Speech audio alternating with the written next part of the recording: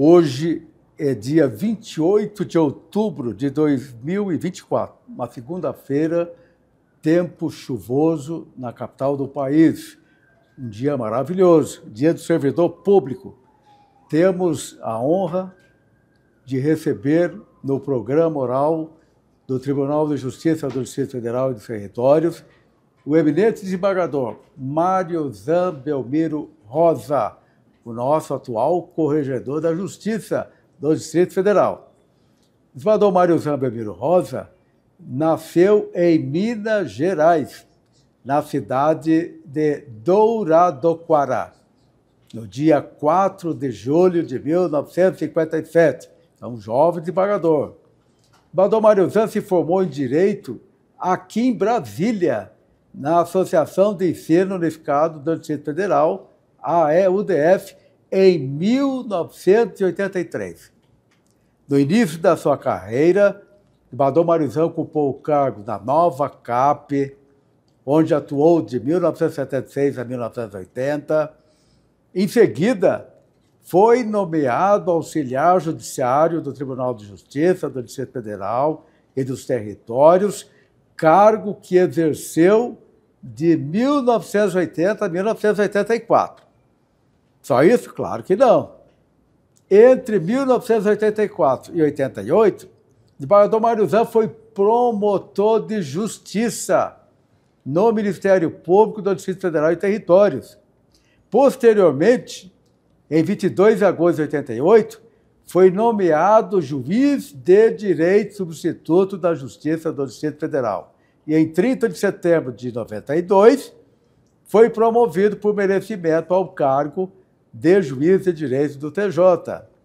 Então, promotor, depois juiz, e em 26 de outubro de 2004, foi novamente promovido por merecimento ao cargo de desembargador do Tribunal de Justiça do Distrito Federal e dos Territórios. O desembargador Mariozan foi eleito para o cargo de corregedor para o biênio 2024-2026, em 20 de fevereiro de 2024, com posse em 22 de abril de 2024. O desembargador Mariozan também tem uma história belíssima na Justiça Eleitoral.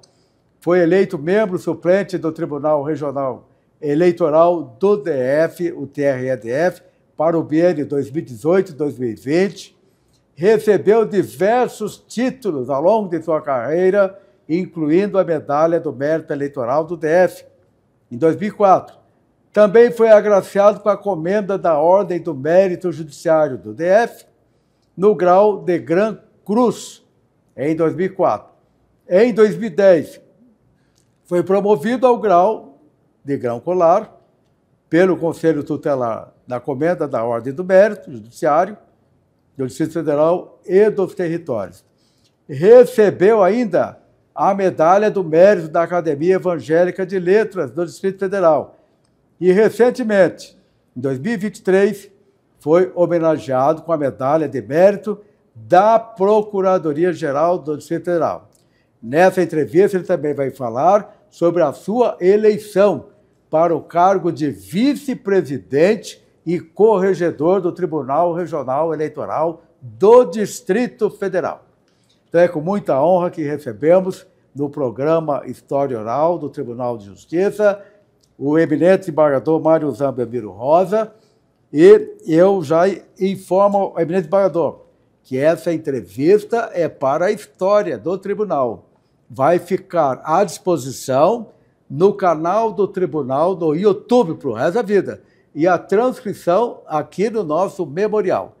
Então, seja muito bem-vindo, desembargador, ao programa História Oral do Tribunal de Justiça. Eu agradeço, então, ao eminente desembargador Roberval Casemiro Bellinati, nosso primeiro vice-presidente do Egrégio TJDFT. Então, agradeço a honra do convite. Então, seja muito bem-vindo. E nós vamos dividir essa entrevista em 3 partes, desembargador.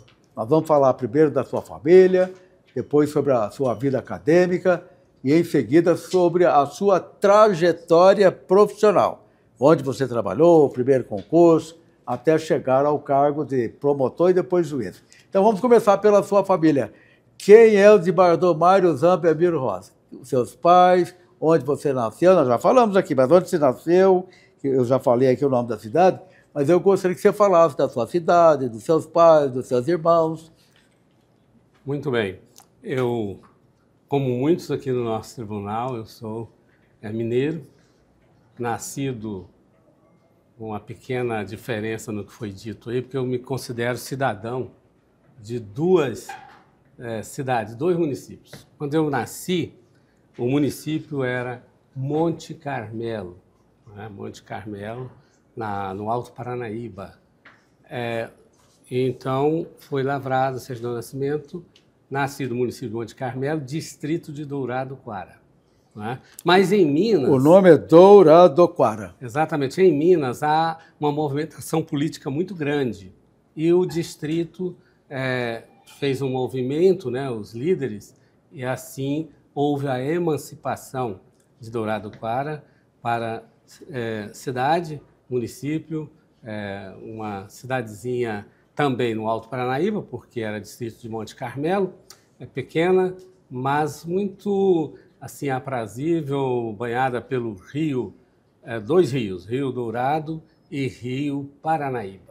E essa cidade, até Brasília, são quantos quilômetros? É muito longe ou não? Não, a cidade fica perto da divisa com Goiás, de modo que nós podemos fazer dois trajetos. Por Goiás, há uma ponte que liga a Abadia dos Dourados, portanto, chegaria a uns 400 quilômetros. 400 Agora, quilômetros. se passar pela sede da comarca, que é Monte Carmelo, aí chegaria a uns 450 quilômetros. Bem, então vamos falar do seu nascimento. Eu queria que você falasse do seu pai e da sua mãe. Onde você nasceu? Você nasceu em hospital ou nasceu em fazenda, na zona rural? Onde foi? Nasci no distrito que já fiz a referência. Mas você nasceu na sua casa, hospital? Em residência, né? Porque na nossa época nascia em casa, Era né? em casa, nasci Parteira. em casa, né? Meu Poucas pai... pessoas nasciam com médico, né? Exatamente. Então, meu pai, né, Manuel Belmiro Rosa, e minha mãe, Sônia Guedes Rosa, né?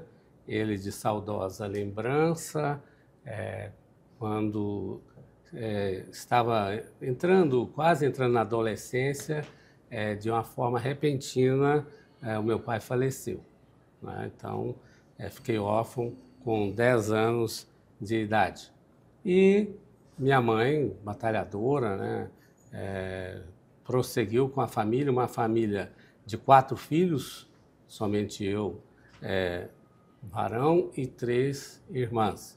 E assim, então, ela cuidou e encaminhou os 4 filhos, né?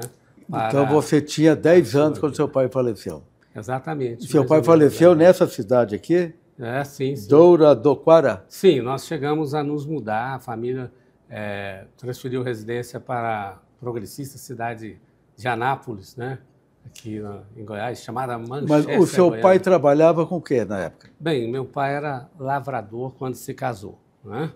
Mas minha mãe disse, não vai continuar lavrador. É um serviço muito pesado, você tem habilidades, e então vamos procurar outro tipo de trabalho. E ele tinha realmente a exercer a atividade de construtor, né? Então construía casas simples, onde residia. Fazia reforma, construía casa. E construía, né? Casas também. Reformava, construía, e ele, então, tinha essa facilidade. Muitas coisas que ele pensava em fazer e começava, fazia. Então ele saiu da lavoura e foi para a cidade para trabalhar na área da construção civil. Exato. Não, na verdade, ele sempre residiu naquele distrito. Como eu disse, que depois emancipou-se. Mas, aí, então, ele, como disse, né, de lavrador, construtor, fazia também móveis, e então, assim, assim ele ia levando a vida, né? O que aconteceu com a saúde dele? Ele tinha que idade quando ele faleceu? Tinha 40 anos e alguns meses. Nossa Senhora, era jovem. Alguns meses, né? Mas o que houve? Um diagnóstico, não houve. Na cidade do interior não havia hospital, médicos para fazer, né, check-up periódico. Então, era na sede da comarca, como disse, certo. Monte Carmelo. Né? E que aí as pessoas do distrito não tinham essa facilidade. Chegou a ser internado no hospital? Não houve isso. Morreu em casa? Morreu repentinamente, sem então ter antes um diagnóstico de problema de saúde, né? E você estava presente nesse momento? Não, foi uma morte assim. Para ele, eu não sei como eu digo, ocorreu. Você presenciou esse momento difícil? Não, o que aconteceu? Ele saiu de casa e dirigiu-se a uma outra casa onde nós havíamos residido meses atrás. Certo. E foi até lá. Cidade pequena, todo mundo nota para onde uma pessoa vai, assim. E chegou a hora do almoço e ele não voltou para o almoço. Almoço mais cedo, né, no interior. E minha mãe começou a preocupar-se. E então vamos procurá-lo, saber onde ele se encontra. Às vezes começa a conversar com um vizinho, aquele bate-papo, né, senta ali no banco, na frente da casinha. Mas solicitadas então informações, ninguém deu informação. Houve uma ideia de ir lá na residência onde nós havíamos morado alguns meses atrás. E ao chegar lá, então já foi visto caído. Já estava em óbito. Feita a constatação, estava realmente já sem vida. É um trauma, né, para um filho, para qualquer pessoa da família, né? Sem dúvida, né? A família ficou muito consternada, né, de perder um pai amoroso, um pai dedicado, honrado, família simples, mas ele era muito alegre, ele gostava também Seu pai gostava de cantar, de tocar um violão, olha só que beleza. Cavaquinho, e então cantava aquelas, né, músicas folclóricas e também, na época, nós tínhamos alguns nomes. Um homem alegre, de bem com a vida. Exato. Tinha alguns nomes que despontavam na música no Brasil e um deles, ele era muito fã, né? E ele se chamava, no mundo artístico, de Mário Zan. Mário Zan. Então, ele anotou aquele nome, né? E quando soube que ia nascer não se sabia se era filho, naquela época não fazia exame se era filho. Se era homem ou mulher. Mas ele, quando ocorreu o nascimento, e que era um menino, ele já disse, o nome é Mário Zan.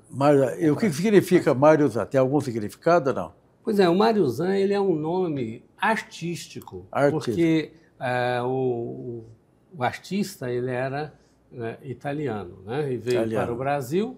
E aqui começou... então existia um artista famoso com esse nome, Mário Zan. E aí ele foi aqui no Brasil, né? Chegou aqui com poucos recursos, não era artista, mas foi lançado, né, convidado para tocar em algum local e alguém notou o seu valor artístico, era acordeonista, e ele foi então se evoluindo no seu ofício, né, e no seu talento, de modo que ele passou então a fazer gravações, shows e até... Ficou bastante conhecido no Brasil. Uma vez alguém quis dizer o Gonzagão é o melhor sanfoneiro do Brasil, mas aí o Gonzagão virou, não, o maior é o Mário Zan. Mário Zan, então era famoso mesmo na época. Bem, o seu pai faleceu, você tinha 10 anos. Sim. Repete o nome do seu pai. Manuel Belmiro Rosa. Manuel Belmiro Rosa. O seu pai era evangélico ou era católico na época? Ele era católico, né? Católico. Mas era aquele tipo de católico não praticante. Praticante. Ele ia batizar uma criança quando era convidado para ser padrinho, né? Nós tínhamos também lá as festinhas, né? Mas vocês frequentavam a igreja? Nos levava de vez em quando à igreja e nas festinhas, quermesses. Várias vezes nós fomos lá onde tinha um rancho no meio da praça, onde eram cantados os leilões, né? E levavam lá cartucho de amendoim. Fazia bingo frango, na igreja. Frango cheio lá, frango assado, frango cheio. A gente ia lá. Festa bacana, muito boa. Ele arrematava alguma coisinha. A gente ficava ouvindo lá o pessoal cantar o leilão, isso em frente à Igreja da Matriz. Né? Fazia-se uma tenda lá, um rancho de folha de babaçu, que é uma planta típica da região, e aí ficavam cantando lá o leilão. Né? E eu presenciei, ele levava a família para... Isso a gente não esquece, né? Momento feliz da vida. Então, seu pai faleceu, você com 10 anos, a sua mãe ficou com 4 filhos? 4 filhos pequenos, uma escadinha, né? E como é que a sua mãe 16, sobreviveu? 14. A sua mãe trabalhava fora? Ela tinha renda ou seu pai deixou uma renda para sua mãe? Não, não, a família pobre, né? Tinha moradia. Ele, como construtor que era, né? Adquiriu a sua moradia bem simples, de modo que não ficamos no aluguel. Porque sua mãe deve ter passado muita dificuldade, né? Morreu o marido, dúvida, parou de trabalhar, de trazer recursos para a família. E como é que ela sobreviveu? O que ela fez? Ela foi trabalhar? Os filhos que trabalharam, ela já ajudaram? ajudava, né? Porque os seus rendimentos eram parcos, né? 4 filhos. Para sustentar 4 filhos. Qual era a idade dos filhos? Você tinha 10 anos. 10, 12, 14 e 16. Mas vocês começaram a trabalhar para ajudar logo cedo, no sustento, né, da família. O que era possível, né?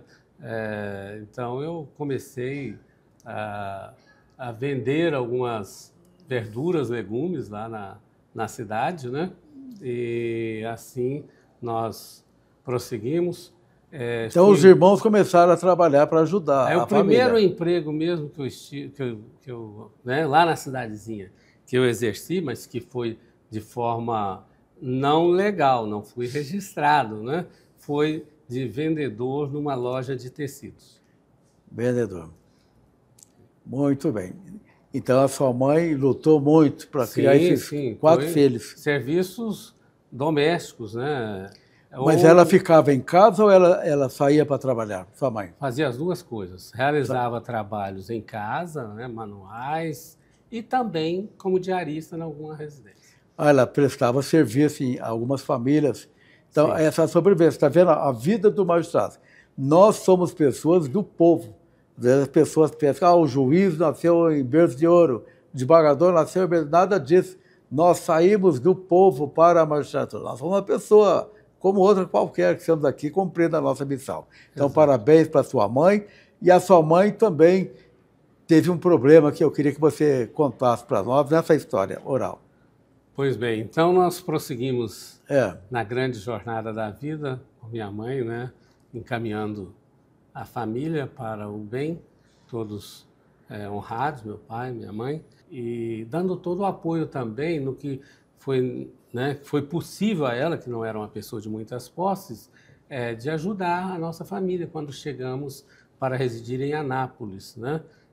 E aí a convidou para ir à igreja que ela frequentava, uma igreja evangélica, e lá ouvindo a palavra de Deus, porque, como disse, sua mãe também era católica. Lá no distrito eram aqueles católicos não praticantes. Não praticantes. A sua mãe também não era praticante. Não, para alguns momentos especiais, né, que é normal, de festinhas, de batizado de alguma criança. Tudo. Aí, indo a esta igreja, ela ouviu a mensagem e...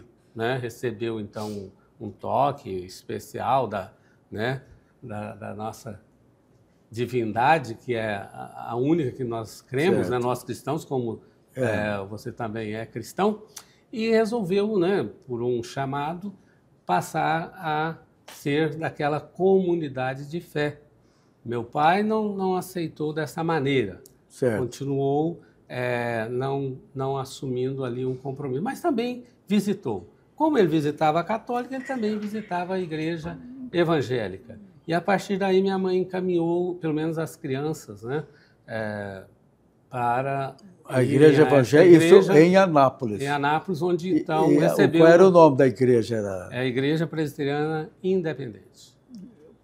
E você continua nessa igreja Presbiteriana Independente? Sim, toda a família nossa. Toda a família. Depois, né, meu pai veio a falecer, mas a minha mãe continuou levando as crianças, os filhos foram crescendo e continuamos também seguindo essa trilha, de modo que na igreja eu exerci várias atividades. É aquela pessoa... todos os seus 4 irmãos são vivos? Sim. Então 4, né? Você e mais 3. Então todas as atividades da igreja, aquela pessoa que veio do interior, bem tímida, acabou sendo chamado para assumir certas tarefas, mas não tenho condições, não, vamos lá.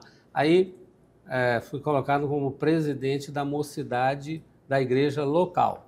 Né? Sim. Então, fazia movimento com os jovens daquela igreja e encontro com outros jovens. Aí, logo em seguida, né, trabalhando ali, vem ajudar na federação da mocidade. Olha aí só. Fui presidente. Isso você e os seus irmãos. Os 4 irmãos, os 4 da família estavam na igreja, mais a sua mãe. E eu exercendo essas atividades, né? Aí fui chamado para presidente da Federação da Mocidade, que na época abrangia todo o Brasil Central, né? De Anápolis, nós então saímos percorrendo aí o sudoeste goiano, né? Cidade lá que o desembargador Costa Carvalho tem orgulho de dizer, Rio Verde, íamos em Rio Verde, seguíamos mais adiante Jataí, Serranópolis, que era adiante de Jataí, e atravessarmos o estado para Mato Grosso, que hoje é Mato Grosso do Sul, chegava a uma cidade chamada Cacilândia. Vocês foram verdadeiros missionários. E na época não tinha carro, né? Nós andávamos de ônibus. Uma vez que fomos de carro, um carro aqui de um rapaz aqui de Brasília, né? Um Fusquinha. E aí o Fusquinha, né? Acabou que deu problema na estrada. Não deu conta da viagem. Nós tivemos que empurrar o Fusquinha, né, para dar um jeito de sairmos de lá. Mas tudo foi uma época muito boa. Veio acrescentando muitas coisas na minha vida, né? Pessoas que não tinham nem acesso a muitos livros, porque lá na escola de Dourado Quara tinha uma biblioteca muito pequena. Já em Anápolis, não. A igreja tinha biblioteca. A igreja. E também a grande biblioteca municipal da cidade. Aí passamos a estudar os livros que vinham às mãos, a gente procurava ler tudo, né, de capa a capa. Mas eu queria que você falasse também da sua mãe, porque eu já disse que houve um problema com ela. Então eu já queria que você adiantasse o que aconteceu com sua mãe. Muito bem. Então, eu e minha mãe, a família vivia reunida, as irmãs foram se casando e fiquei com minha mãe. Até um certo momento em que nós fomos à nossa terra, à nossa região, e saímos de Monte Carmelo rumo a Brasília. Desejo de ficar conversando com o motorista, para o motorista, né, estar firme no volante, atento. Né, ficar atento, dar uma água, uma Coca-Cola, né, e assim eu ia tranquilo lá atrás. Né. Foi feita ela prontamente, né, nós fizemos essa troca. E então pegamos a estrada, passamos em frente à estrada do desembargador, a cidade do desembargador Jair Soares, Coromandel, eu gosto de falar, a grande Coromandel, né? E assim seguimos rumo a Paracatu. Só que entre Coromandel e Paracatu era um cunhado que estava dirigindo o veículo, deixou o veículo capotar. Poxa vida. Né? E estava eu, minha mãe e esse cunhado, e deste acidente trágico, né? Nós fomos socorridos a um hospital, eu com certas dores e ela gemendo, só que num determinado momento eu pedi para ir ao hotel, deixar as malas e voltar para estar no hospital com a minha mãe. E quando eu estava no hotel, tocou a campainha.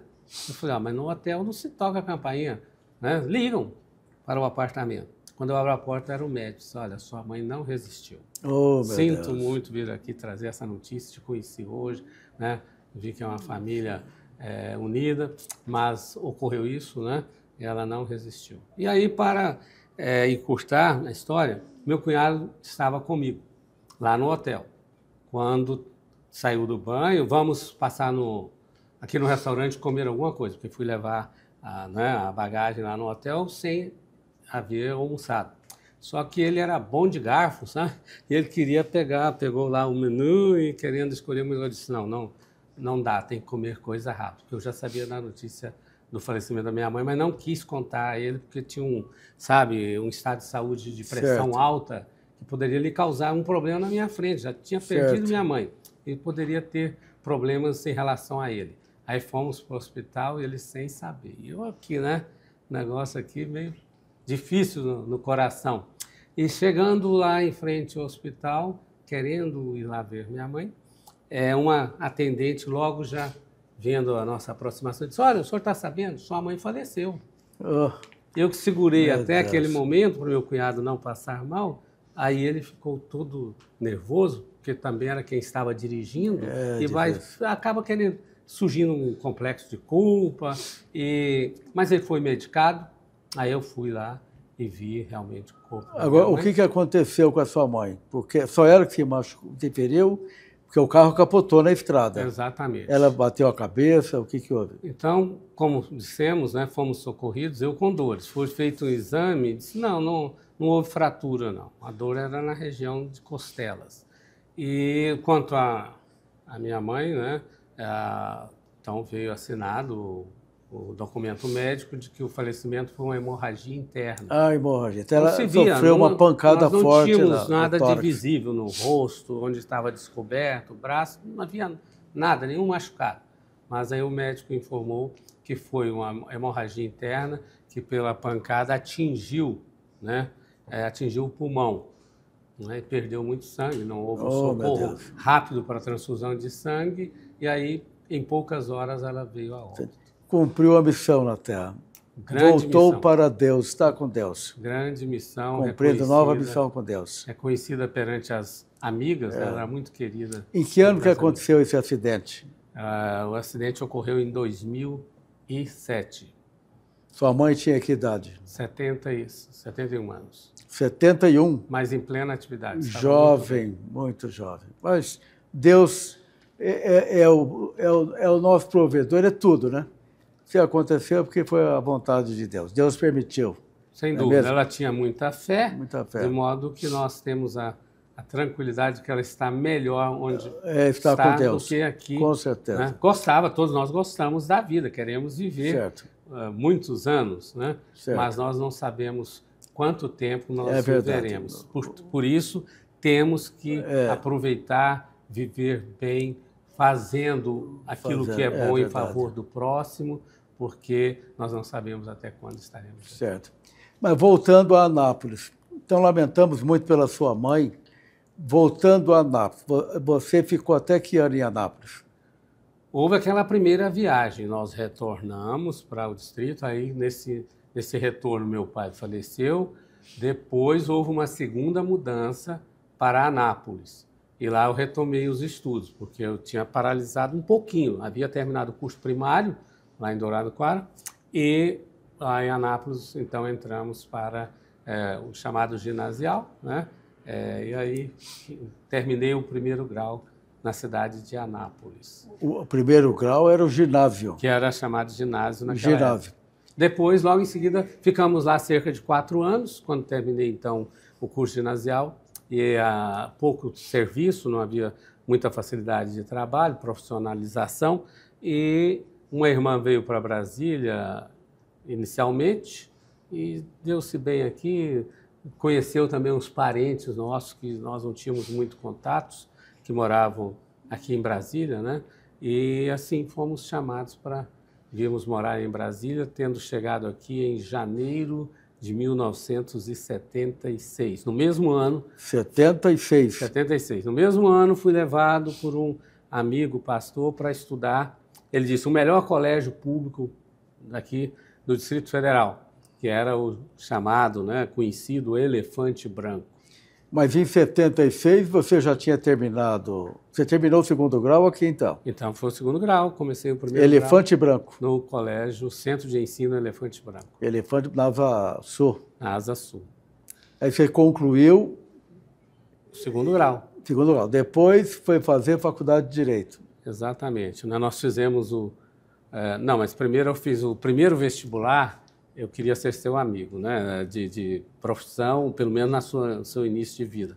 Eu fiz para comunicação social. Ah, para comunicação. Eu ia ser jornalista. Eu comecei, né, a minha vida como repórter, como jornalista. Pois é. Foi o início da minha vida. Ouvir o noticiário, então fui para fazer comunicação social, né?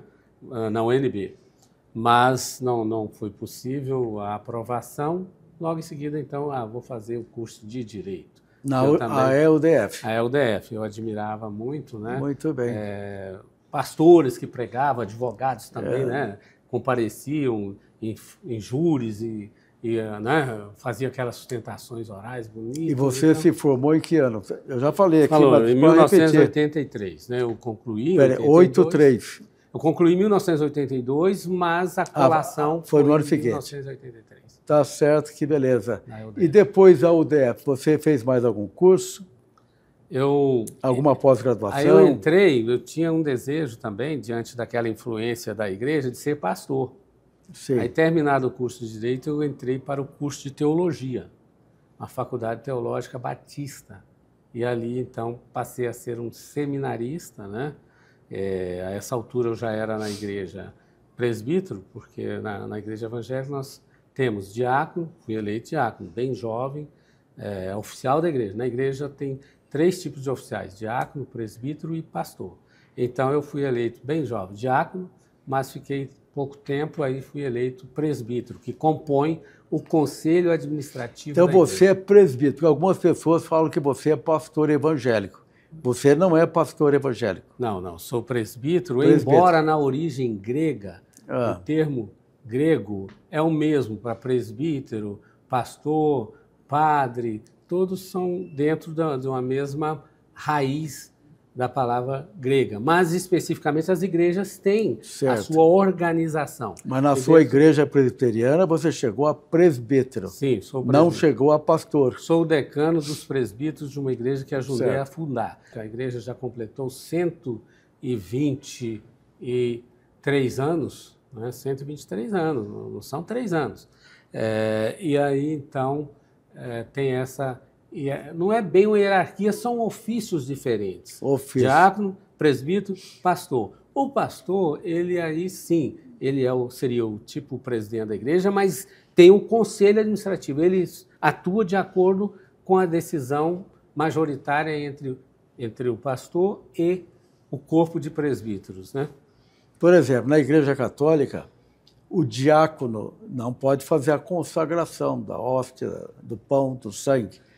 Isso é tarefa exclusiva do padre. Na igreja evangélica tem essa diferença? Sim. Entre o presbítero e o pastor. Quer dizer, existe uma certa competência para o presbítero e outra competência para o pastor. Sim. Qual seria a fundamental diferença aí? Bem semelhante, viu? O presbítero pode exercer todas as atividades, exceto celebrar a Santa Ceia, que é a comunhão. Certo. E fazer o batismo, né? Certo. O batismo. Mas normalmente o presbítero também celebra o culto, né?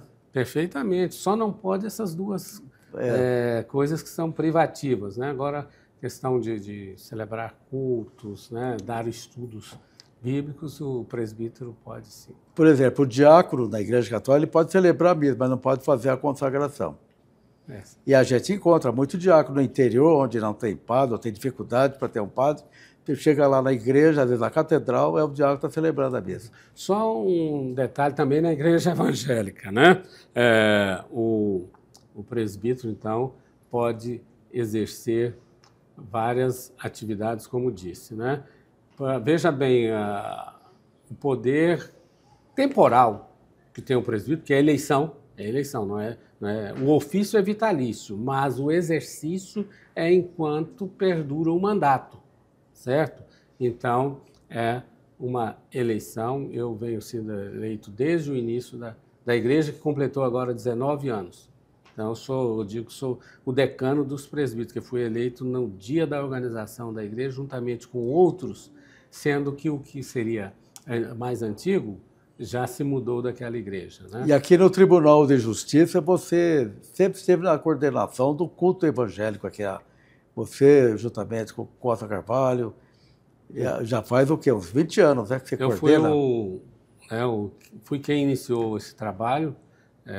Quando assumi a titularidade da 10ª Vara Civil, sentindo necessidade, né, de ter então foi você que iniciou um momento, né, de dar uma pausa no culto. trabalho. Não tem. É uma regulamentação trabalhista, de ter pausa num trabalho que é expediente corrido.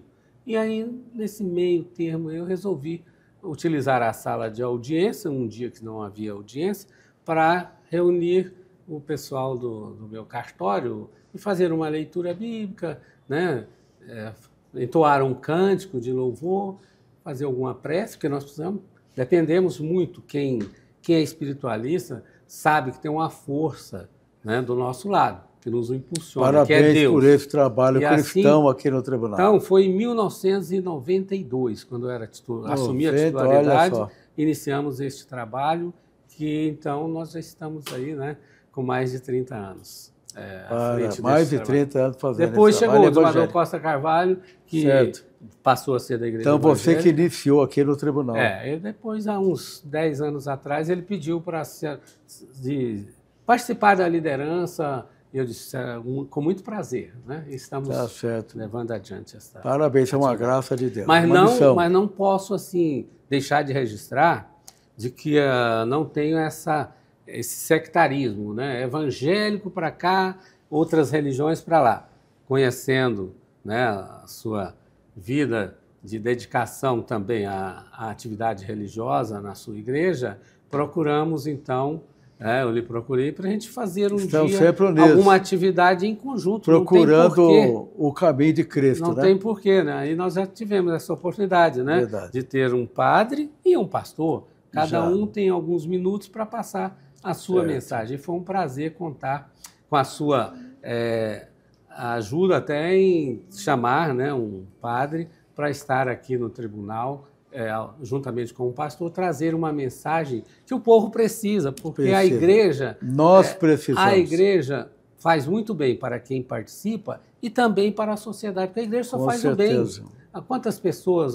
Agora mesmo, no domingo, eu vi uma senhora que é representante do Desafio Jovem de Brasília, uma organização, então, que completou 52 anos, que já ajudou até o Poder Judiciário, já encaminhou pessoas para serem internadas ali, para se livrar de drogas. Mas é aquela internação de trabalhar, né, aprender um ofício e de receber uma orientação na vida, e muitos foram recuperados por um trabalho assim até de colaboração de justiça e essa organização Desafio Jovem. E eu quero registrar meu testemunho. Você tem participado das missas de Natal celebradas por padres, por arcebispos e bispos da Igreja Católica, e eu também tenho participado de cultos evangélicos, porque o caminho de Cristo é o mesmo. Não há diferença. Exatamente. Né? A mensagem e tem gente aqui no tribunal mesmo que já ressaltou, né, que gosta de ver a nossa união. Né? Não só no trabalho, que temos muito em comum, como já fomos até para o TRE, e também nessa parte religiosa que não tem porquê, né? Um puxar para um lado, outro para o outro. Não, estamos unidos. Quando nos encontramos, vamos apresentar aquilo em que convergimos, né? Algum detalhe, isso aí não se importa, né? Deus seja louvado. Amém. A todo isso momento. Mesmo. Demador Mariuzan, vamos falar um pouquinho agora sobre a sua trajetória profissional. Você já falou, mas eu vou repetir aqui. Qual foi o primeiro emprego? Você falou de uma loja lá, mas vamos repetir. Mas lá foi algo informal. Vamos fazer um panorama agora. Agora, formalmente, quando cheguei em Brasília... Primeiro emprego que eu digo da sua vida. Exato. Desde menino. Você disse que começou vendendo verdura. Ah, sim, eu comecei vendendo verduras, né? Para ajudar a família, que era pobre. E como sempre, né, menino pobre tinha que ter um engraxate, né? Ia ser engraxate, uma caixa, né, com os apetrechos, né, para o engraxate utilizar. E então também, quando tinha um jogo de futebol, era bom, a gente ia lá assistir o jogo, né, e aproveitava com engraxate nas costas, e quem quisesse ali limpar o sapato, a gente ia lá e engraxava, né? Isso, então, ainda era na cidade natal, né? Mas em Anápolis não houve... A cidade natal, Douradoquara, Minas Gerais. Aí em Anápolis, como não havia... Você, que idade você tinha nessa época? Pois foi logo que perdi meu pai, né? 10 anos. De 10 até 13 anos. Então você engraxava sapato, ganhava um dinheirinho para a mamãe. Você dava o dinheiro para a mamãe? Sim. Todo o dinheiro ou só uma parte? Não, dava para ela e ela depois... Ela administrava. Via o que precisava e dava um trocadinho, ou ela comprava, né, ali umas balinhas e trazia. Bom, você e os seus irmãos, porque você falou que são no total 4 irmãos. 3 Eles também irmãs. trabalhavam. 3 irmãs. 3 irmãs e você. E as suas irmãs trabalhavam? Sempre dentro da família modesta como era, também foram inicialmente trabalhar, né, em serviços domésticos. Serviços domésticos, para ajudar a família. 3 Fala o nome das suas irmãs para ficar registrado. Então eu tenho Lindinalva, que é a primogênita, né? Que idade que ela tem hoje? Que Que, na verdade, eu tive um irmão primogênito, porém, ainda bebê, ele veio a falecer. Então, a irmã que ficou primogênita chama-se Lindinalva, porém, tornou-se conhecida por Nalva, né? Não. A outra... Ela tem que idade, essa irmã? 71 anos. 71. Tá. A outra irmã, Vanilda. Vanilda. Depois vem eu e a caçula Maria.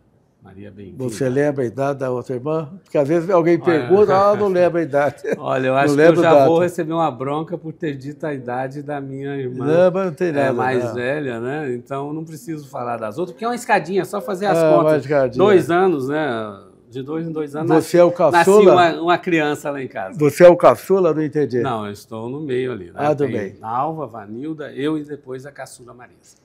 Certo. Maria, bem-vinda, mas que é conhecida por Marisa. Bom, você falou que a família foi para Anápolis e depois veio para Brasília. Você chegou em Brasília, terminou o 2º grau, fez a faculdade, fez o curso de teologia. Então vamos falar dos concursos agora. O primeiro emprego foi lá na loja, primeiro vendedor, depois na loja. Você fazia o que na loja? Era vendedor em balcão, né? Você era balconista. De tecidos. Era loja de tecidos. Algum distinto com tecido, porque quando cheguei em Anápolis, não tendo profissão, eu fui convidado por uma pessoa que conheci para ir para a alfaiataria dele, que era uma alfaiataria, uma coisa pequena, era num cômodo da casa dele, né? Para aprender, então, trabalhar com tecidos, né, com máquinas. Mas você trabalhou como alfaiate? Não cheguei a alfaiate, eu fui um auxiliar. Né? Mas você fazia o que? Ajudava a fazer terno, camisa, calça? Somente calça. Só calça? Calça e bermuda. Então, fiquei pouco tempo, mas já foi de utilidade, né? Fazer a mudança para Então, essa elegância sua vem daquela época. Em geral, você está sempre bem vestida aí. Roupa bem passada, roupa nova, bem produzida. Não então, tanto assim. Você conseguiu, ganhou esse gosto lá naquela época. Né? Mas também a gente nota alguma coisa, né? Você que passava depois a sua roupa, não? Quando trabalhava lá, passava, porque tinha que fazer a calça, quando terminava, passar direitinho, fazer o vinco, o primeiro vinco. Mas ali eram instrumentos profissionais. Né? Mas deixa eu fazer Agora, uma quando parte. Em casa... eu quero fazer uma parte, é uma qualidade. O pessoal comenta aqui em Brasília que o ministro Nery da Silveira, do Supremo Tribunal Federal, as pessoas iam visitá-lo no apartamento dele, na Vassu, as pessoas chegavam na sua residência e ele estava lá passando camisa, passando o ministro. Uhum. Mas, ministro, foi o que está passando? Não, eu gosto de passar minha camisa, minha gravata, minha calça. Era o hobby do ministro. Fazia serviço doméstico. Chegava o ministro, estava fazendo limpeza no apartamento, ficou na história aqui em Brasília.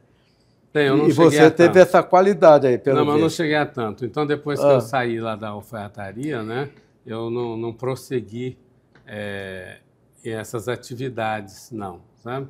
Camisa eu não aprendi a fazer, então passar camisa eu acho muito difícil. Mas você aprendeu a fazer roupa? Pouca coisa. Diga assim, se precisar fazer uma barra na calça, pregar um botão... Tranquilo, não, isso daí você resolve. Botão somente eu prego, né? Não vou dar Você trabalho. Tem muito óbvio que vai depender da esposa, né? Não vou dar trabalho. Precisa colocar um botão, enquanto a mulher não trocar o botão. Para procurar uma pessoa para pregar um botão. Você resolve. Isso aí é coisa simples, fazer uma barra. Hoje a gente acaba utilizando de meios que não precisa fazer o que sabe, né? Compram numa loja uma roupa, logo já dizem que vão fazer o ajuste, né? Aqui mesmo a gente faz o ajuste. Ou então nós temos terceirizado quem faz o ajuste. Aí cobra mais um precinho lá, é mais cômodo. Mas quando houve necessidade de arrumar e a loja não arrumava, tranquilamente dava para fazer a barra da calça assim, não ia ficar com a calça desarrumada, né? Ou muito longo, né? Certo. E aí vai pisar na barra, não deve, ó, comprou uma roupa, logo vai estar com um pique ali, está pisando em cima da roupa. Ou então ficar muito curta, né? Certo. Aí tu fala assim, calças curtas, não convém ter calça curta. Aí eu também conseguia, né? Baixar a barra e colocar no seu... Então vou fazer uma pergunta aqui. Você disse que foi engraxate no início da sua vida aí. Você ainda engraxa o seu sapato ou parou de engraxar o sapato? Hoje você pede para alguém engraxar? Eu faço as duas coisas. Tem hora que eu estou com certa pressa, eu peço a uma pessoa. Você tem um auxiliar. Mas quando eu estou com pressa, mas no dia a dia eu mesmo faço a limpeza dos sapatos. Tá vendo? Qualidade, hein, desembargador. Bem, então vamos continuar falando da sua trajetória profissional. Então você trabalhou lá, engraxado, eu queria registrar. Foi para nessa loja, alfaiate. Eu queria registrar, viu, senador Roberval Bernardi, que eu, logo que cheguei em Brasília, eu tive uma ajuda de alguém me indicar para um emprego. Na época não foi concurso público, foi um teste. Falavam, vamos fazer um teste lá, se você for aprovado, você fica. E aí eu fui fazer um teste na Nova Cap, né? Companhia Urbanizadora da Nova Capital do Brasil. Para mim era chique esse nome, né? E foi a empresa que construiu Brasília. Foi. Então, uma honra ter sido, então, aprovado no teste que fiz e trabalhado ali na Nova Cap por alguns anos. Você foi contratado na época? Contratado. Mas você já estava formado em Direito ou não, isso foi antes? Durante o ensino... logo que você chegou a Brasília? Durante o ensino médio, então, eu trabalhei inicialmente... Mas quando você começou a fazer faculdade, você já trabalhava lá ou já não trabalhava mais? Não, aí eu já não trabalhava mais. Estava trabalhando já em transição para vir ao tribunal, porque eu estava com um concurso aberto, me inscrevi para o concurso de auxiliar judiciário. Então, eu estava aguardando a chamada. Eu estava trabalhando na Nova Cap. Você fez o concurso para auxiliar. Continuei trabalhando na Nova Cap, aguardando se haveria alguma chamada. Aí fui chamado para o cargo de auxiliar judiciário no nosso TJDFT e assumi em dezembro de 1980. Mas o tempinho da Nova Cap também deixou saudades. Que beleza. De auxiliar judiciário, depois, o que veio? Qual o concurso? Bem, no tribunal eu tenho uma lembrancinha de uma coisa que eu acho interessante, sabe? Que eu fui nomeado e fui trabalhar na primeira vara criminal. Era o titular, o saudoso, né, desembargador Romeu Barbosa Jobim. Família ilustre Jobim. Né? Mas aí eu queria ter uma experiência na área civil. Fiquei alguns anos lá e pensando em algum outro concurso, ter uma visão, a experiência que é muito boa como servidor do tribunal, eu pensei, não, eu preciso trabalhar numa área civil. E solicitei, então, queria a aquiescência do juiz, da diretora de secretaria, para eu ser transferido, trabalhar numa área civil, mas não concordaram. Né? Não concordaram. Alguém dizia por trás que eu era um funcionário muito dedicado, né? Abri mão de um funcionário dedicado. Aí eu fui ao corregedor.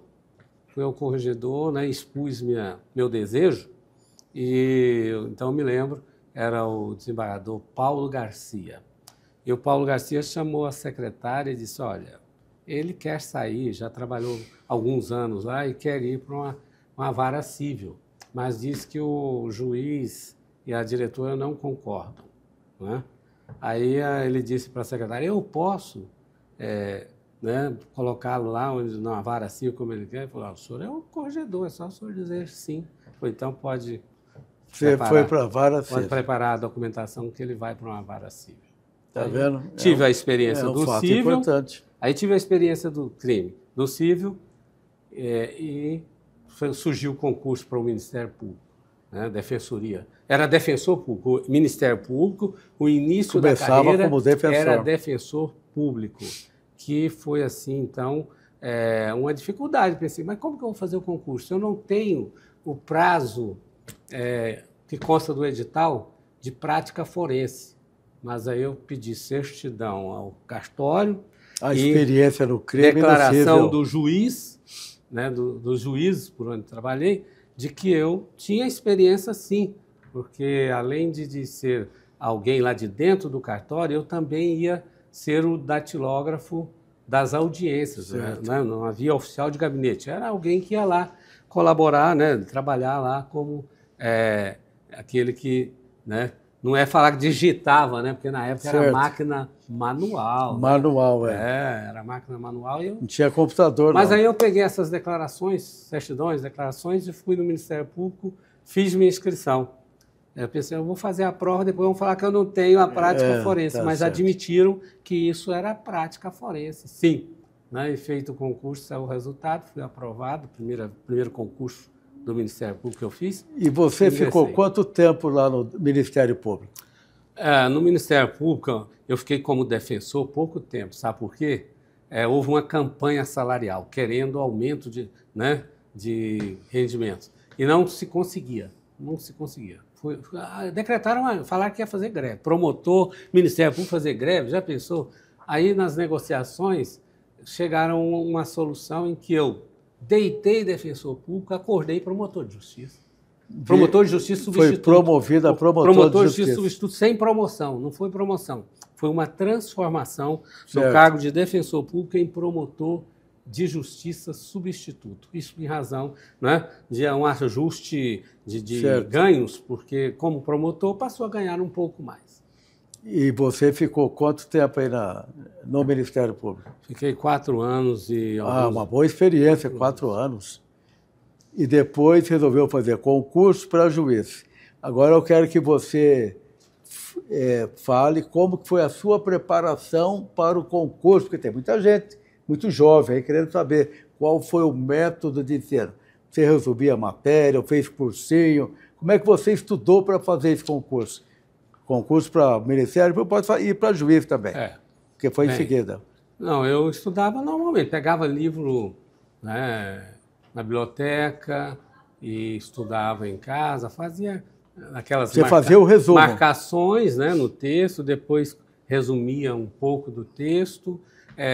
Em casa, apartamento pequeno, que adquiri o primeiro imóvel, e a família residindo ali, que ainda não havia contraído matrimônio, aí tinha barulho. Aí eu solicitava a chave do salão do condomínio. E aí eu ia estudar lá no salão do condomínio, que estava mais tranquilo. Mas você estudou quanto tempo, assim? 2 meses, 6 meses, 1 ano? Qual foi o tempo que você parou para estudar para o concurso? Não, questão de meses, né? De meses. Poucos meses eu comecei a estudar e aí entendi que deveria testar, né?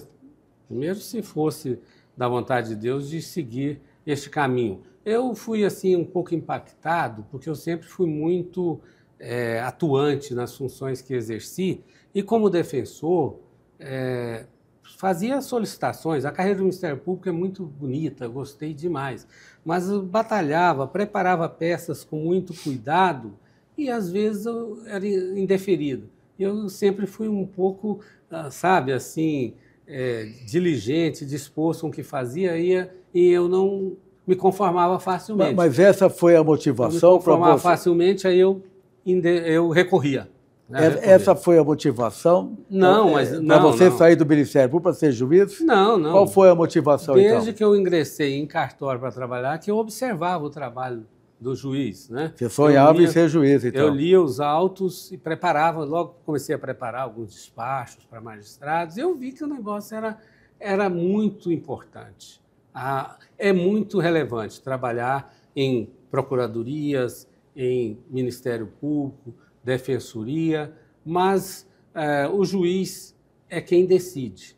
E eu, com a formação cristã que eu possuía, eu pensei assim, se Deus der a oportunidade de eu passar para o outro lado, serei grato, né, por tudo que me permitiu fazer em Ministério Público, tribunal como servidor, mas como juiz eu tomarei decisões e procurarei tomá-las, né, com todo o máximo de cuidado, pedindo orientação, né, mais luzes do alto para tomar decisões que não prejudiquem as pessoas. Claro.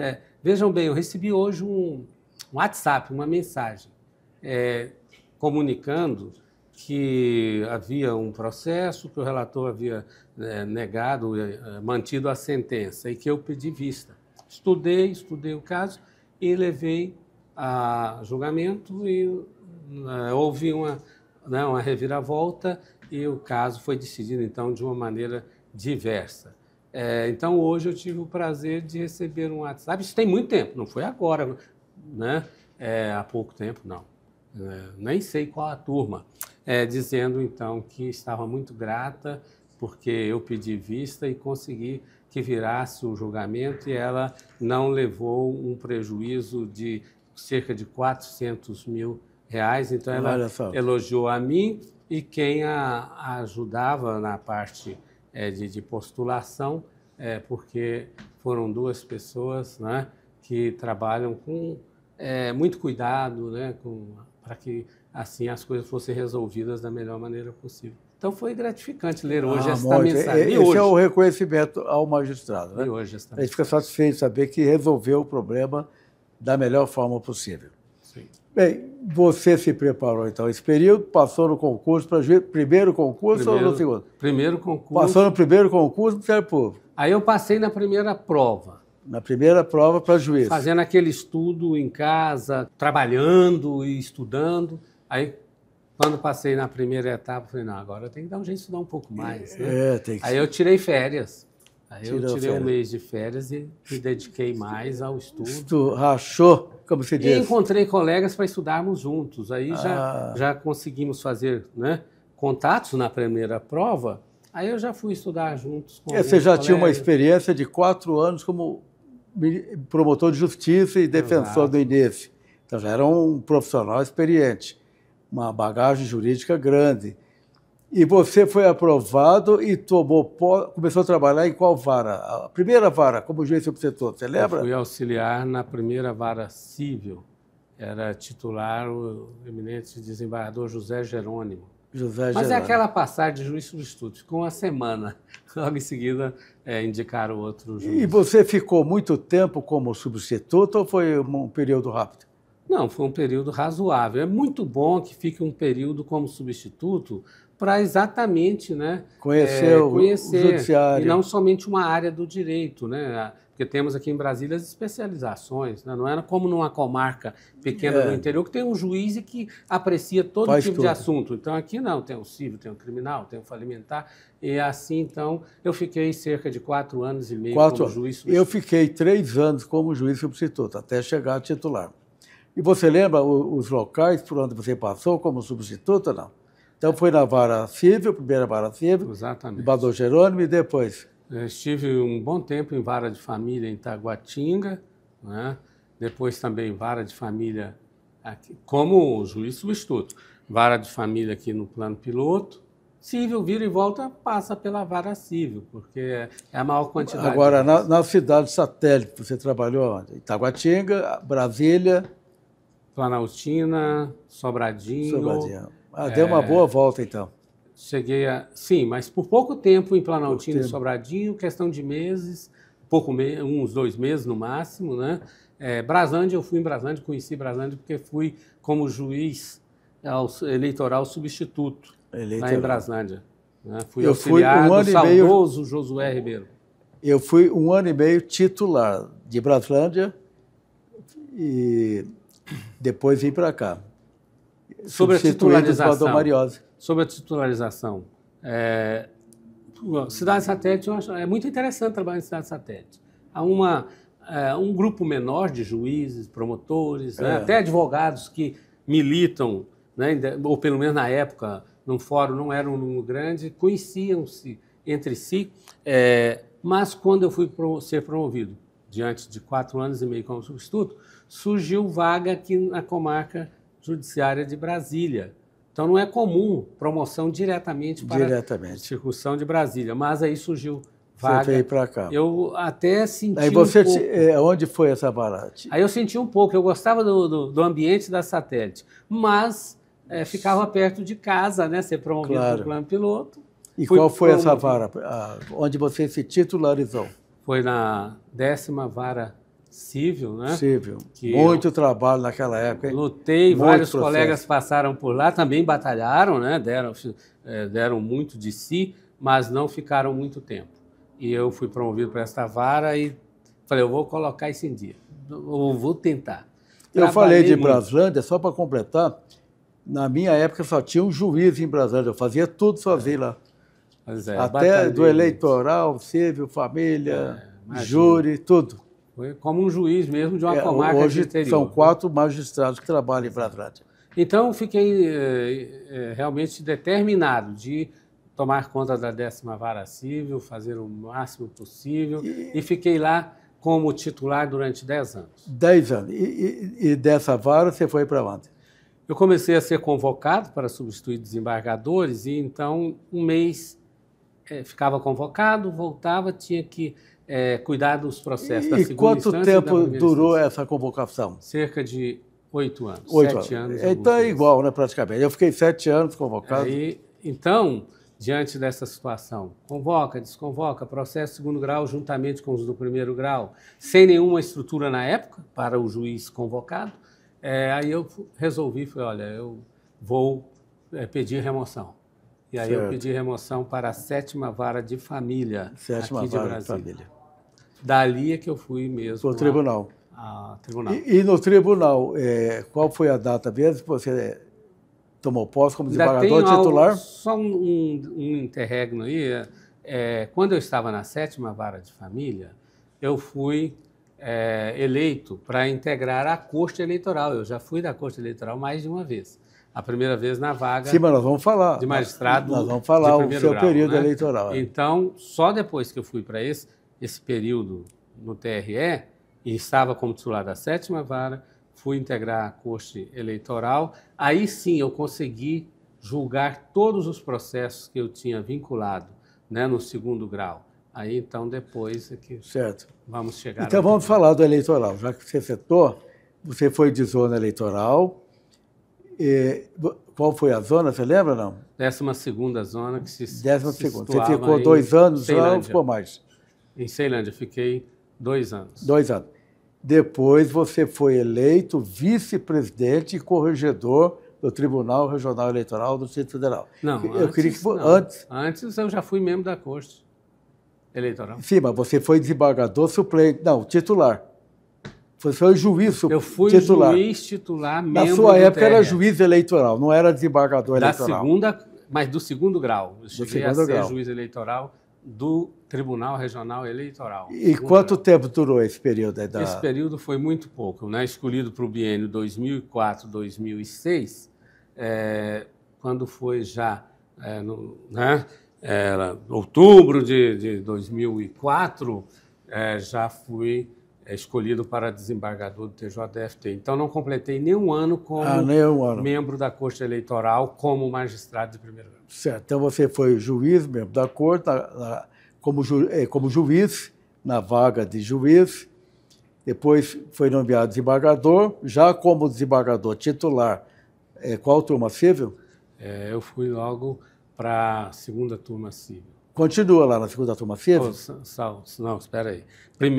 Primeiramente foi 3ª turma civil. Você foi, então, titularizado como desembargador. Na 3ª turma civil. Atualmente você está na 2ª? Atualmente eu estou na administração, né? Eu digo quando você saiu da... Depois você mudou de turma. Certo. Por último, eu estava na 4ª turma civil. Na 4ª turma. Certo. Turma. E atualmente é corregedor da Justiça, nós vamos falar também. Mas antes, voltando ao Tribunal Regional Eleitoral, você foi juiz eleitoral e eu queria que você falasse da sua eleição, que você foi eleito vice-presidente e corregedor do Tribunal Regional Eleitoral do DF. Muito bem. Quando surgiu a oportunidade, né, de lançar os nomes, eu tinha interesse, porque eu já havia passado pelo TRE, e todos que passam por lá, com quem a gente conversa, tem um carinho pelo TRE, que é um lugar bom de trabalhar. E eu tinha essa memória quando fui, né, na vaga de juiz para o 2º grau, mas foi muito pouco tempo, alguns meses, mas deixei amigos e gostei do ambiente. Daí, diante da minha antiguidade, pensei de colocar meu nome, mas antes eu consultei os colegas mais antigos, que eu gosto de respeitar, né, a antiguidade, mas eu perguntava, não quero não, é ano eleitoral. Ano eleitoral aquilo é um tumulto. Ia no outro, não, olha, eu não desejo desta vez, porque, né? E normalmente muitos acentuavam, época de eleição é muito trabalho. Mas eu dizia que eu ia encarar, né? Com o meu apoio, você foi para o TRE. Eu sou de encarar desafios, né? E assim eu encarei e fui eleito, e fui muito bem recebido, né, pelo eminente colega, né? O desembargador Roberval Bellinati é realmente referência aqui no nosso tribunal como pessoa amiga e um grande administrador como foi no TRE. Obrigado. E eu quero também dar o meu testemunho. O desembargador Mário Zambemiro Rosa foi um excelente corregedor do TRE-DF. Conseguiu visitar todos os cartórios eleitorais do Distrito Federal. Isso é muito difícil, porque exige muito do magistrado. O desembargador Mário Zambemiro visitou e resolveu o problema de todos os cartórios. Então, parabéns, sou testemunho, que eu era o presidente do TRE na época, e um trabalho de fôlego, não é mesmo? Foi em conjunto, né? Trabalhar ao lado do desembargador Roberval Bellinati é de grandes valias, de grande satisfação. E fui aos cartórios e incentivei, né, chefes de cartórios, juízes eleitorais, que normalmente estavam presentes, a trabalharem, levarem o serviço em dia, porque o TRE precisava de realmente, né, despontar como um tribunal de produtividade. Qualidade sempre teve, mas um pouco mais de produtividade. E em razão disto, e a presidência sob a sua batuta, né, foi muito bem, o tribunal então conseguiu, naquela época, né, da nossa administração, receber o selo ouro do CNJ. Isso mesmo. Então, parabéns como presidente. Obrigado. Né? E nós fizemos um trabalho em conjunto. Nas eleições gerais, eu e o desembargador Marzan organizamos as eleições, não tivemos nenhum problema grave nesse período eleitoral. O Distrito Federal foi o campeão do Brasil em matéria de abstenção, a unidade da federação onde as pessoas mais votaram. E, em seguida, o trabalho que nós fizemos, organizando as eleições para os conselhos tutelares. Mais uma vez, o DF foi campeão do Brasil, não é verdade? Exatamente. 232 mil pessoas votaram, muito mais do que São Paulo. São Paulo, que é o mundo, conseguiu 200 mil votos, Rio de Janeiro, 120, e aqui 232 mil votos. Então, ficou na história esse trabalho em conjunto que nós fizemos juntos, em favor das eleições gerais e depois das eleições dos conselhos tutelares. Então, parabéns a Vossa Excelência também pelo excelente trabalho desenvolvido no período que foi corregedor da Justiça Eleitoral. Desembargador Mário Zambemiro, estamos chegando ao final da nossa entrevista, mas eu gostaria que você falasse agora do poeta Mário Zambemiro Rosa. O desembargador Mário Zambemiro é um grande poeta, vai lançar um livro, e eu recomendo, porque eu fiz o prefácio do livro, hein? Então, eu queria que você falasse do poeta Mário Zambemiro Rosa. Eu sempre, né, gostava de ler poesias. Nos meus estudos, sempre, quando tinha acesso, eu gostava de ler poesias, né? E cheguei a decorar algumas na época, né, quando eu era jovem, e as recitava na escola, na igreja, né?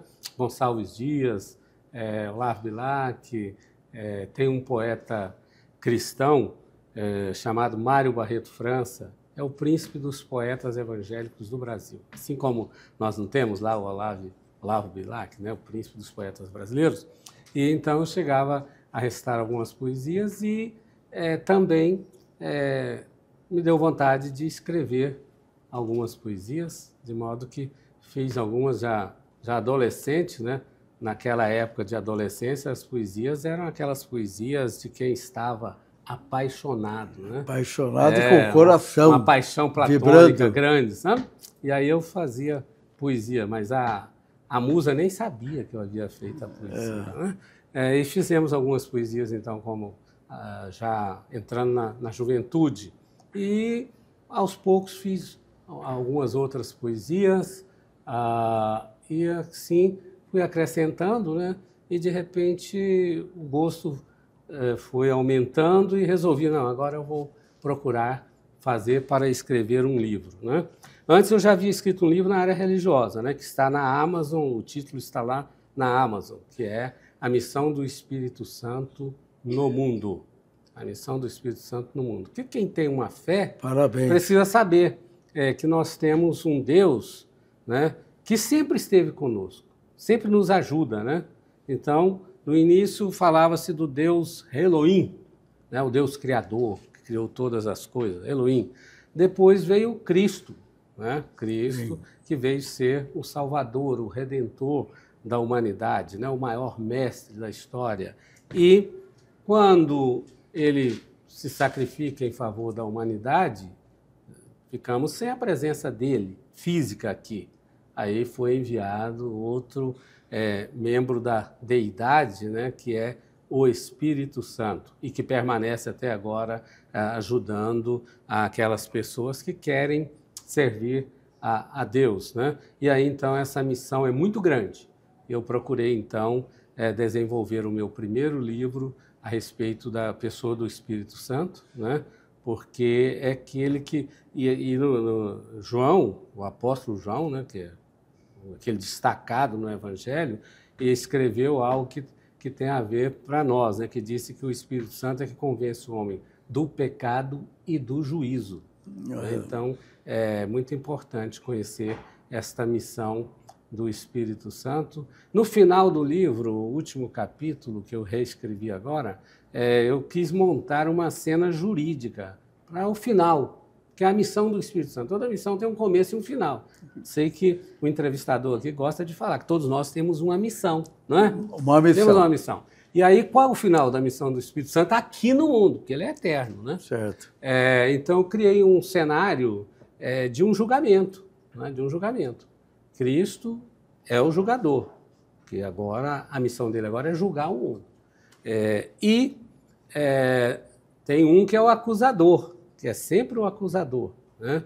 Que uns denominam de Satanás, né? Lúcifer, o nome dele era um anjo daí porque certo. Lúcifer era um anjo. E esse é o acusador. Mas e a defesa? Eu não posso deixar a humanidade sem defesa. E aí eu coloquei o Espírito Santo como defensor, porque a Bíblia também fala que ele é o paráclito, um termo grego que pode ser traduzido por consolador, advogado, ajudador. Então, se ele também tem essa acepção de advogado no grego, então eu coloquei como sendo, naquele último julgamento, né, sendo o advogado. Aí nós Vamos ler bem esse livro, hein? Exato. Parabéns pelo livro. Está na plataforma Amazon como um e-book que vai ser impresso também este ano. Sonho, quero saber se é o sonho aí. O que tem no fundo do coração? O que está faltando na sua vida? Olha, eu tenho que agradecer a Deus. Para mim, eu já recebi muito mais do que merecia, né? Mas todos precisam ter sonhos, né? Quem não sonha está morto, né?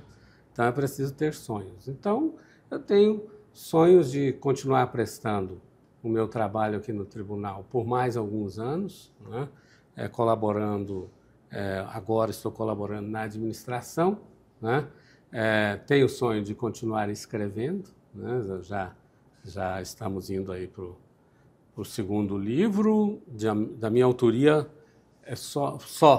mas eu já participei de várias antologias, né? De poesias, de biografias, inclusive da Anamel, que é do seu conhecimento. Tem um livro da Anamel de biografias, crônicas. Então, eu quero continuar escrevendo. Na igreja, continuar exercendo o meu trabalho de liderança, cada vez mais experiente.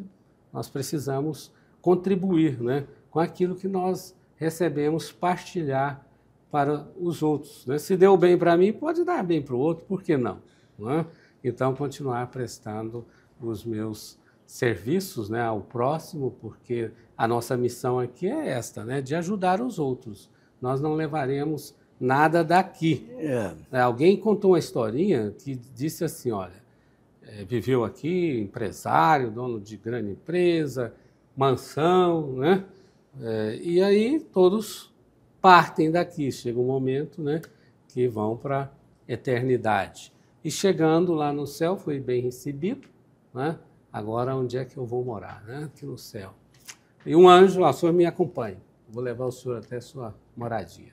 Ele passava, tinha aqueles palacetes assim, ele pensava, vai me indicar um desses aqui, né? E eu olhava, vamos caminhar mais. Caminhava agora nas casas boas, deve ser aqui. Ele falou, ô Anjo, é por aqui que eu vou ficar, não é? Porque lá eu tinha casa boa, assim, até maior, até mais bem, não é? Preparada, bonita, do que essas aqui. Não, o senhor tem que andar mais um pouco comigo. Aí andou mais um pouco, começou a avistar umas casas simples, né? E realmente chegou num ponto que as casas estavam muito simples. E o anjo parou. Falou, aqui é a sua residência, aqui no céu. Ele disse, não, não é possível, o senhor deve estar enganado. Né? Porque eu ajudei o próximo, eu cuidei dos meus familiares, né? E agora eu vou morar aqui, lá eu tinha a minha mansão e tudo legal. Né? Não dei prejuízo a ninguém, né? Tudo legal, e agora eu vou receber esta casinha. Ele falou, olha, sabe por quê? É porque aqui nós construímos com o que o senhor manda, o que as pessoas mandam lá de baixo. O que o senhor construiu deu para fazer esta casa.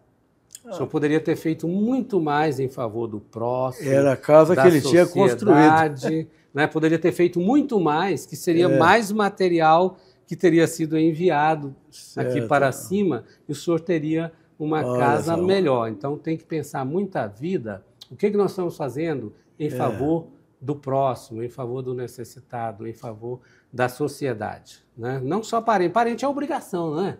Se a pessoa não cuida da mãe, pode ir à justiça e determinar que é obrigado a cuidar da mãe, de um irmão. Pagar uma pensão. Aí falar, eu cuidei da minha mãe. Não, isso não fez mais do que obrigação. Embora que não se deve fazer como obrigação. O valor que há é se fizer por gratidão, por amor, não por obrigação, não é verdade?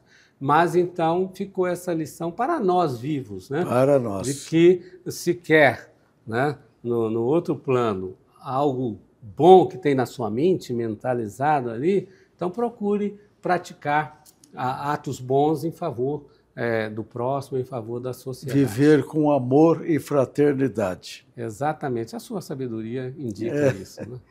Valdomar Maruzão, a sua mensagem para todo mundo que está acompanhando essa entrevista, pensando já nas próximas gerações, sobre o desembargador Mário Zambemiro. O que o desembargador Mário Zambemiro quer deixar registrado como conselho, mensagem, orientação para as pessoas que até pensam em fazer concurso?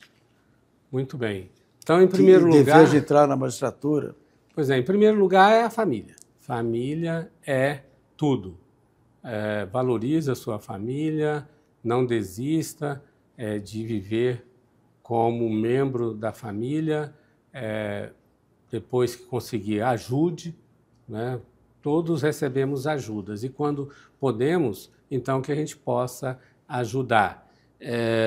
Sirva também à sociedade, né? Não basta servir à família. Sempre há alguma coisa para se fazer como voluntário, especialmente procure ajudar em serviços voluntários.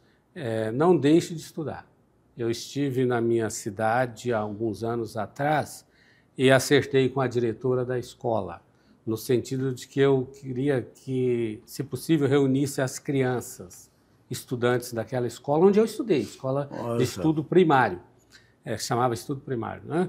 E pensei, indo lá fazer esta palavra, dar esta palavra, vou levar também alguns livros para a biblioteca, Constituição, especialmente Constituição da República, propus comprar lá na Câmara dos Deputados, mas o meu emissário lá foi dizendo que eu queria comprar, eu falei, não, nós vamos doar, então, ele vai levar para lá, para a escola, não vai pagar, não. Aí levei os exemplares da Constituição Federal e, chegando ali, então, eu, vendo as crianças reunidas, contei que passei por aquela escola, né, e que, então, eles não deixassem de estudar, né, porque o futuro das crianças é o estudo.